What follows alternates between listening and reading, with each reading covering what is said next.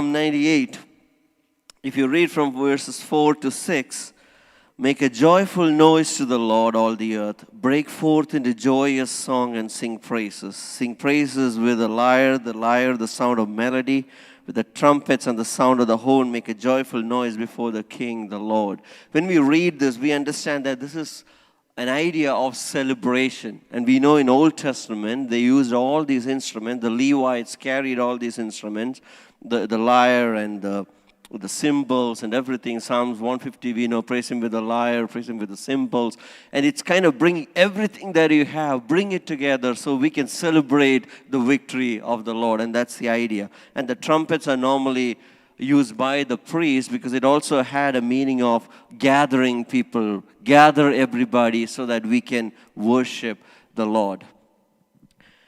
Now, even though the music is so evident here, and in heaven also it is evident, there are some churches or some people who are very cautious about using these instruments. Charles Spurgeon, he spoke to around 20,000 people every week for 20 years.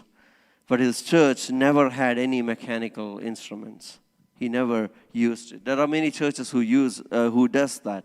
Now, why do they do that? Because it is possible that it can be a little deceptive, right? You go with the music and not really with the goal of the music. So we know psychologically how it helps. It prepares us, and it's more of a vehicle that can carry the message. John Calvin, that he was saying music can penetrate deeply the word that it carries. So this is like a vehicle. You can wrap this music around the message that we have, and you send it. It actually goes, and it goes inside our soul very easily. So that's the purpose of the music. But if it doesn't have anything inside, it just becomes emotions. And it's not just in the church that we love music. There are all concerts. People cry, people die, people enjoy, and everybody enjoys music. So music has that power. It is a created thing of God, and it had a purpose. But the purpose of that is it can prepare us emotionally so that the message reaches the people in that.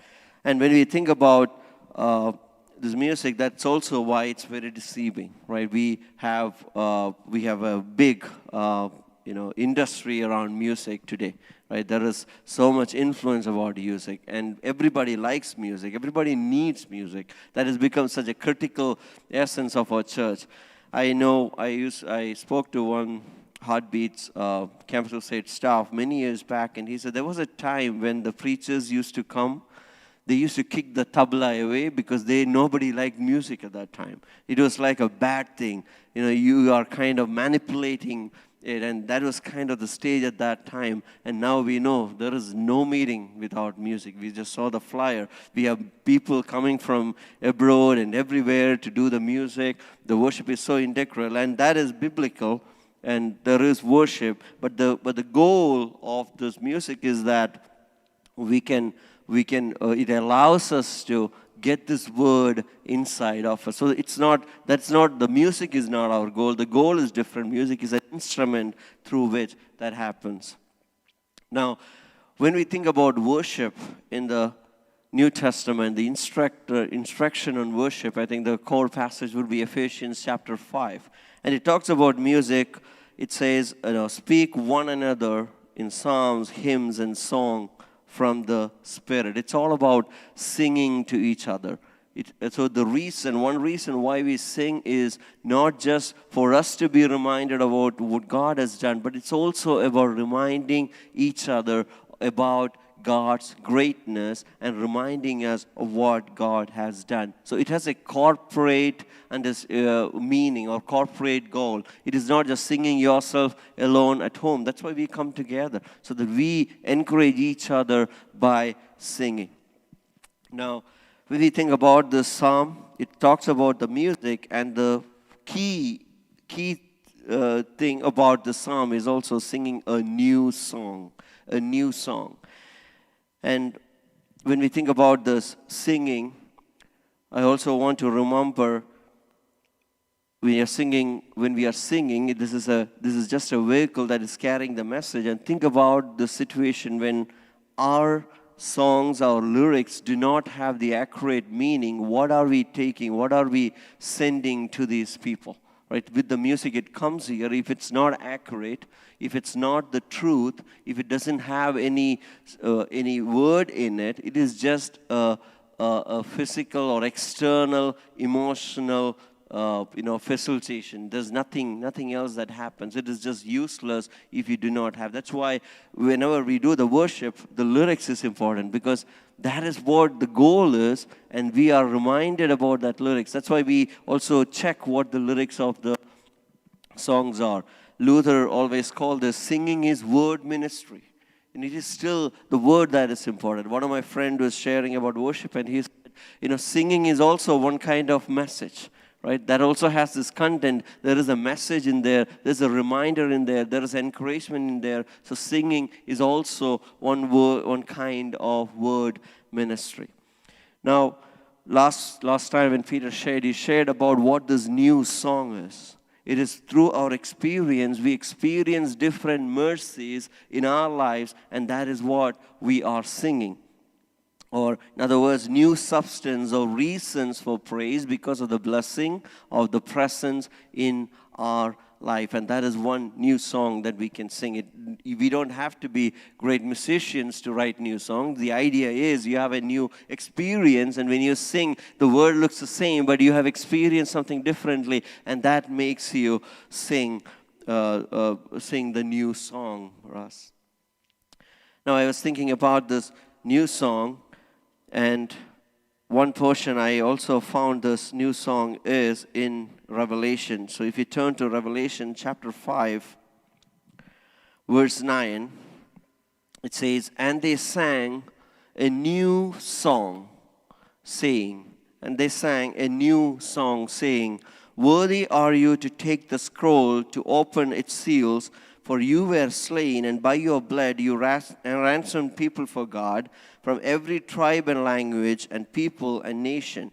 You have made them a kingdom and priests to our God, and they shall reign on the earth." What is new in this? What is new in this? It is talking about the gospel. It is talking about the sacrifice of Christ. It is the redemption of Christ. But they're saying, oh, it's a new song.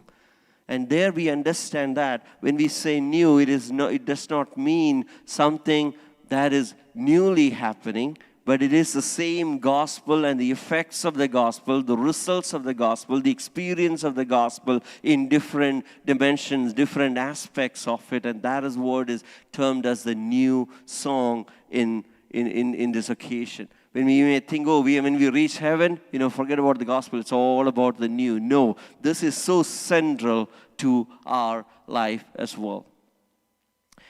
I was reading in the book of Revelation, there are around 29 times it talks about the Lamb. And every time it's about worship and salvation. In order to understand this book, the idea of lamb, not just the lion, he's a lion and the lamb, but the idea of lamb itself is so central to understanding the book, and it's so key in the book of Revelation. And what is happening here? There is a scroll, and it is sealed. There are 7 seals in it, and it's saying in the heaven, there's a question: who is worthy to open the scroll? And in verse 3, it says, "No one in heaven or on earth or under the earth was able to open the scroll or look into it." What is this scroll? This is talking about, in simple words, this is a final history of this world, and you open it, there is judgment and what's going to happen. And the heaven is looking for somebody who can open it. And it looked at Old Testament saints, Abraham, Moses, David. No one could open it. It looked at the prophets. It looked at the judges. It looked at the disciples. It looked at the apostles. No one was worthy to open the scroll, but only the Lamb that was slain. Only Jesus could do the righteousness of God and found eligible or sufficient or had the authority to open this scroll. Now, many of our life, sometimes we are more excited about the Red Sea, the Kalasithile Maavu Koreyatha, Kodam, right? And deliverance, healing, and all that. And all those people who, through whom it happened, heaven said, they're not still worthy. What was the act? That was the ultimate act that caused the righteousness of God, and that is the ultimate thing that happened. That was the lamb that was slain. That was the lamb that was slain. What has happened in our life is we have caught up with so many things outside on this world, which is temporal, that we have lost this idea of being gospel so central to our life. Sometimes we think gospel is just a starting point. It's like a springboard. You start your Christian life there, then we are progressing. Forget about it. No, gospel is like the pool in which you always swim around, because every time we need to come before God, we need the gospel. We know that we once deserved wrath, and now we are in God's child. So that does not mean, we once needed gospel, now I am all by myself. No, every day we can come to God only because of this gospel. So when we experience God in different ways, when we come to God in different ways, it is the gospel that is enabling us. And therefore, the gospel needs to be the continuous song, the new song that we often sing in our life. We need to experience that. We need to appreciate that. We need to understand that. And when we think about this new song, we have to often ask, have we lost that appreciation for the gospel? Because the heaven is still talking about the gospel. They are talking about the lamb that was slain. For us, that has become a history, and we don't remember about it. But if you really understand our situation and how much the value of the gospel and what it has done to us, that will be the ultimate purchase that God has made. That's the deliverance that we have received, and we cannot compare that with any of the temporal things in this world. So we will sing this gospel over and over again. Every day, every week, when we come here, we have to remember and be reminded about this gospel, and that's why we are singing with each other. That's why most of the song has got a line that is need to connect to the redemption or the cross, because that is the only thing that we can boast about, and that is so central, and that is worthy of praise than anything else, any healing, any deliverance, anything that we have received in this temporal world. And may I encourage you so that we understand how great this gospel is, and enjoy this gospel and worship and remember and be motivated by what God has done. The lamb, remember the lamb that was slain. May God bless you.